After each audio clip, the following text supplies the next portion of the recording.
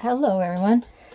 So, as you know, we've been doing our Icads every week, and I did not do as many live streams because of having my sister here. So, I'm going to show you all the Icads I did from last Tuesday, which was the 29th, through today, which is the 5th.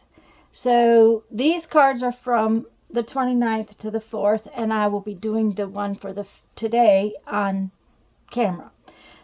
I did do this one live with Lisa last Tuesday, and it's real different from some of the other things I've done, but it kind of came out okay. You never know what they're going to do. I'm not real fond of this one. This was Wednesdays, and the 30th, I think, is what the date was. And I don't know. I think it's a little too busy for me is what's happened. But it's okay. I kind of like this one. It's very different than some of the others. This is Thursday's July 1st. And I don't know. It's very different, but I kind of like it. So, yeah, you know. This one's a little more like some of the others I've done. And I kind of like it too. Let me see. This must have been Friday.